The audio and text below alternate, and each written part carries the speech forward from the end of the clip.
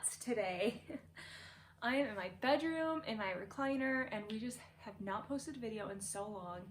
And the beauty of this channel is that I do not have to get all primed and proper because we're unqualified. We say it in our title. The video I was going to post 2 weeks ago was going to be my birth story of my second baby, and Jess is going to post hers next week, and she's been kind of waiting on me, so this is really my fault, so I'm so sorry that it's taken so long. And I'm hopefully not going to have to edit this too much, and I'm hopefully going to remember everything. It's been almost a year. My baby will be 1 on December 18th. So I get home from getting my eyelashes done. It's the last thing I wanted to do. I really wanted chicken nuggets from McDonald's, but I held myself off and I drove home. So I went home and sat down, talked to Jared, you know, hung out with Dan, who's playing. I was like, hey, I'm gonna go to the bathroom, of course, super pregnant. And I had just turned 36 weeks that Saturday. So I was still a month out, but I had Dan at like 37 and a half. So I was prepared. I had my bag ready. We were ready for anything to happen. So I start walking to my bathroom and I like double over with like really weird like stomach pain, almost like a contraction, but not quite.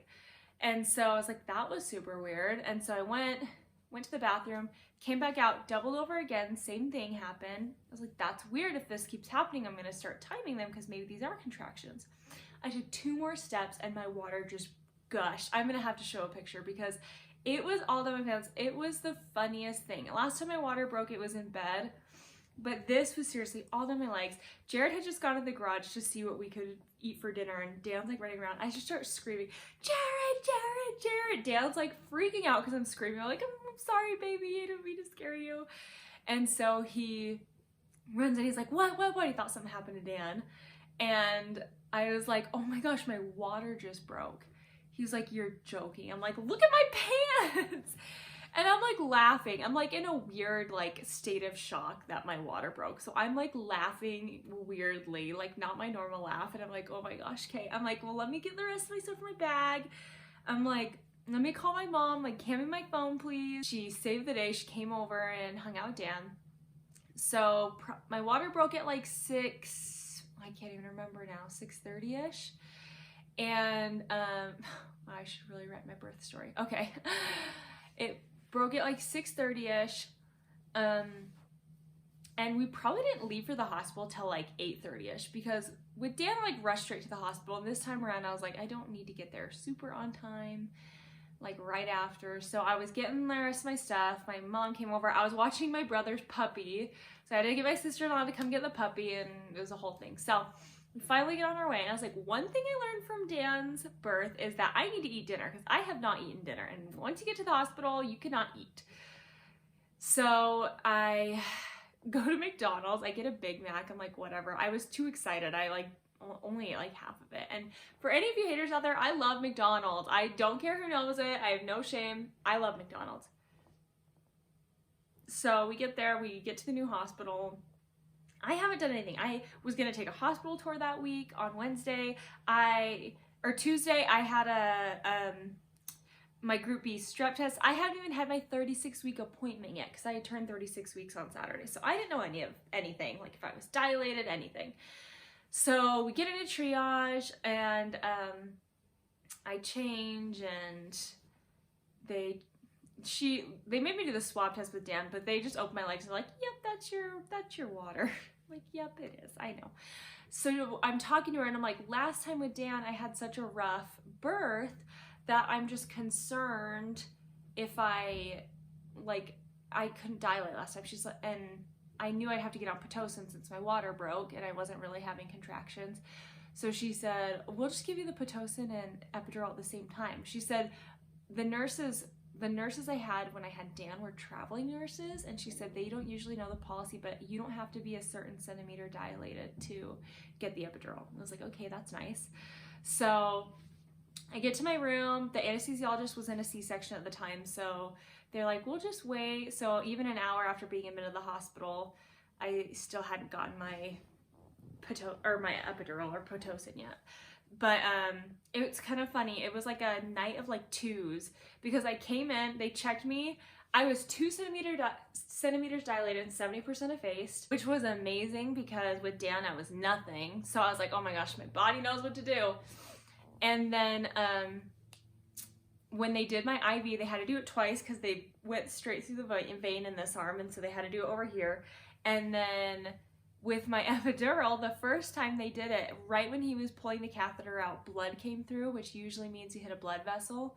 And he's like, I'm gonna put some epinephrine in there. It's basically adrenaline. Your heart will start beating and your head will go dizzy if it's in a blood vessel. And sure enough, it was. So we had to redo it all.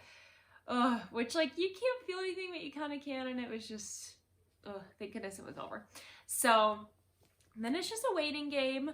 I threw up a lot with Dan, but this time specifically, I don't know why I say no to things, but my nurse had said, are you feeling nauseous? Because that can happen. I can put some Zofran in your IV. And I said, no, it's fine. So she leaves, and immediately, as soon as she leaves, I have to throw up. And we were in a brand new hospital. They had just built a new hospital from the one I was in with Dan. And Jared's like running around like a chicken with his head cut off looking for a bag. And like, Jared, I had just got my epidural, so I can't sit up or anything. And so he brings a trash can over, but I can't move. So I just turn my head and I throw up like all over me, all over the bed. The poor nurse. I had the best nurse ever. She was so sweet. She like happily changed me. She just came in and talked to us. Like, she was very, very sweet and amazing. Like, way better than the experience I had with Dan. Like, looking back, my experience with Dan was really pretty bad, compared to Conrad especially. So she kept checking me and saying, you know, I just have a really strong feeling you're gonna get to a 5 and shoot really fast to a 10. She's like, I don't know why, I just feel that way. She's like, that's pretty common with the second one, and she's like, I really think that could happen to you. So she keeps checking me. I wasn't dilating super quickly, but at least faster than the first time. Probably 3 or 4 hours, I finally start getting to, like, let's see, to like a 3 and 3.5 and a 4. Like, it's kind of happening slowly.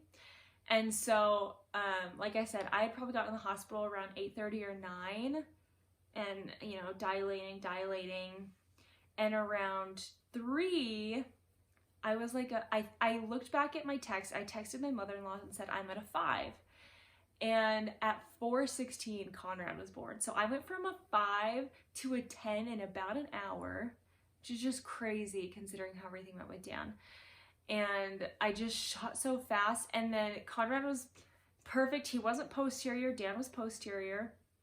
So I started pushing at 4, pushing him down the birth canal, and at 4:16 he was born. He was just the most perfect little thing. And so we didn't know what we were having.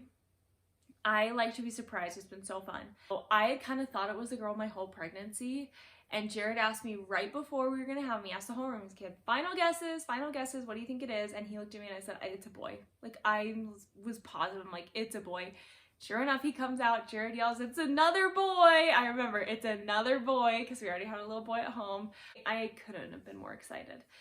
And the downside is him being born at 36 weeks and 2 days. Anything before 37, they have to call the NICU. And Dan had really bad jaundice. He was in the NICU, and because of an infection we both got from my water being broken. Luckily, that hadn't happened this time, but with Dan, I got steroid shots to help his lungs, and with Conrad, I didn't.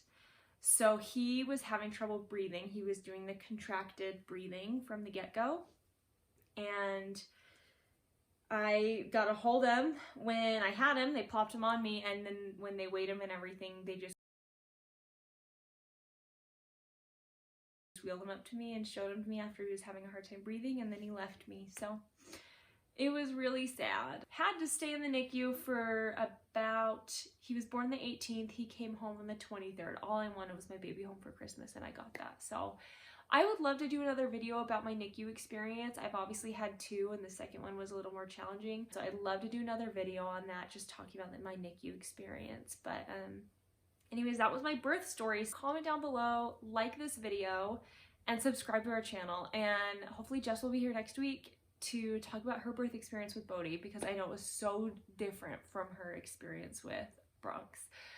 So yeah, we hope you had a great Thanksgiving, and hope you're having so much fun with your loved ones this holiday season. See ya.